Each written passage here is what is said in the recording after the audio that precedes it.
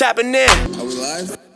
As we were saying, Miles Xavier, just to piggyback off of the conversation that we were just having on fighting, I remember a particular instance where you guys came to visit South Africa and we took a trip and we're moving around and we were in, the way South Africa is broken up for people that haven't been is that South Africa is definitely a black city. It's Africa, right? But there are still pockets in Africa where there are predominantly the people of Afrikaans descent, right? Afrikaners, which is still South Africans, undoubtedly. However, those would be your white South Africans, right? Specifically from the Dutch descent. Afrikaners, Dutch descent. And then you have British South Africans as well. Breaking it down for y'all. Very simple. Anyways, if you know the history of South Africa, you know the history of South Africa is filled with racial tensions and turmoil. So we were taking a trip down into one of these pockets where it's a predominantly Afrikaner city. We pull up, Miles Xavier, and it was your guys' first time in South Africa. We are met with aggression from this older white gentleman, right? Now, he didn't say anything particularly to us, but in reference to us, he said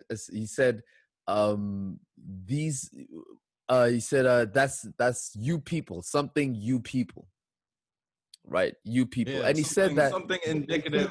Yeah, something indicative of his belief that we were belong to a group with him.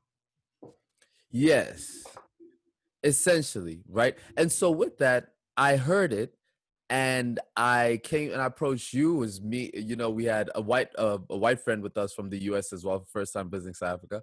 And I told you guys, I said, gentlemen, I'm going to confront this person on this thing that he said. But the reason I'm doing it is because it's important for him to understand that type of attitude and that type of energy will not be tolerated by will not always be tolerated. And I wasn't doing it in order to flex on him. It was more so in order to impart some knowledge on him, just to let him know, hey, listen, you are using these words freely. And that's what we did. I told you guys this, and then I went up to him and I said, hey man, I heard you say you people in reference to us.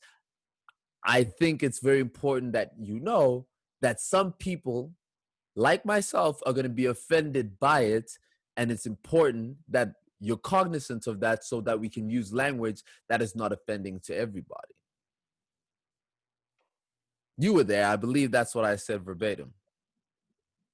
Yeah, and I mean, good memory, dude. I do remember being very very proud and taking note of how you handled that and how you used it very intentionally as a teachable moment in your space, right? In your country that you were our host, right? And that is definitely something that resonated with me. It's like when you take people somewhere, when you invite somebody to view your home or into a certain space that you might be more comfortable with than they are, it's important to be that buffer between them and what they might experience. Maybe not in necessarily because me and Will can't handle ourselves or could not have handled Buddy if we but maybe we wouldn't have recognized where that energy was coming from in the same way, being foreign to that space and the historical perspective of how racism developed in that country. So yeah, man, I mean, that was definitely a moment where a very fun trip, I mean, I don't want to say even took like a downturn or a too serious turn, but like, man, that was definitely a very poignant moment of like, when confronted with a lack of intellectual base and disrespect, confront that with your intellectual abilities, with your, and you don't have to meet that with fire, right? And so, as we talked about some of the other cases before, you can meet that with, not only am I not what you think I am, you're not what you think you are, and I can explain to both of us why, right? Yeah. And if you want to throw hands, we could take it there. So Which is an important element to that. Power. It's an important element, That's but like power. it's an important convo for it's an important convo to have, and just the manner of how do you handle someone being overtly racism to you as a black man? You feel me? Ooh, we just stumbled on a topic just like that, fresh off the dome. Big Um, facts. Yeah. And I think it's situational, right? And I think it depends on who's doing it to you. And, it's a lot to ask Black people on top of everything else to weigh their options carefully when confronted with something that they should not have to deal with ever, right? But I think what it comes down to is, where are you at? Is this a teachable moment? Is this person threatening your person? And I'm of the belief that if they are threatening your person, like, then do whatever you have to do to get them out your way, right? yeah. If they're not threatening your person, decide whether it's a teachable moment. If it's not a teachable moment, then go on to make your moves, man. But if it is, then that's why we out here trying to make sure that we are fiercely articulate about this. We are educating ourselves about our situation and how we got here, and to be able not to speak for anybody else, but to be able to speak the truth of what's happened and what's created our circumstances to anybody who would seek to simplify them, to gaslight us about who we are and our power, and what we can be and what our options are and the agency we should have, our Yeah, humanity. it, it's I think it's also important to realize that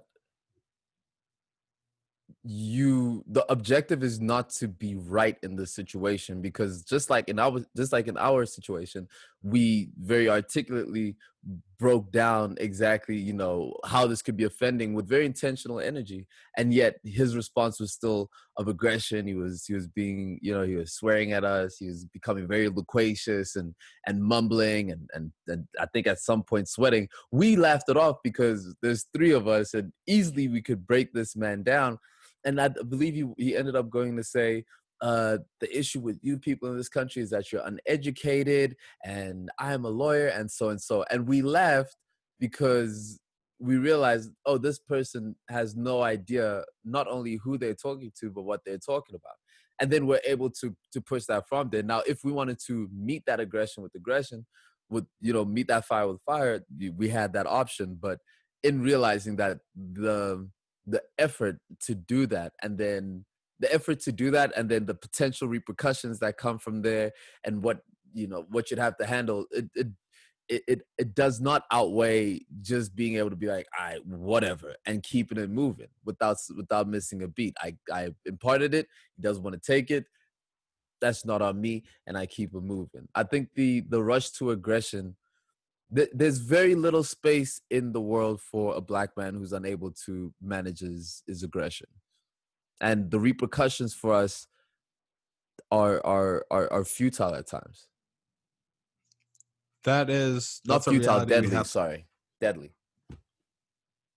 That's a reality we have to live with, but that's not the way that it should be, right? We do have to walk around with the knowledge that um, we cannot and will not get away with what other people get away with, but that it shouldn't be that way. That's a weight that we have to carry. So while we acknowledge that, I would say that, yeah, man, I think it's part of a it's part of a it's part of a system that makes it's part of a system that puts black people under so much pressure that when a perfect moment to smack somebody in the face with a can of tea is the perfect measure of expression of what is happening, right? And the fact that so many we all have a subconscious knowledge that we're constantly backing, that black people are constantly backed into that corner. And it was amazing to see the exact correct measure of force explode all over that guy's face. That's brilliant. That's brilliant. That's absolutely brilliant.